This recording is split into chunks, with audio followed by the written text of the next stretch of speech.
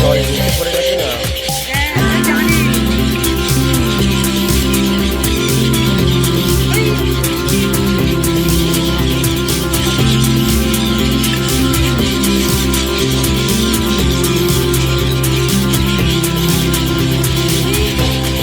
ওই হাতের ওইটা দেখে খাচ্ছে না,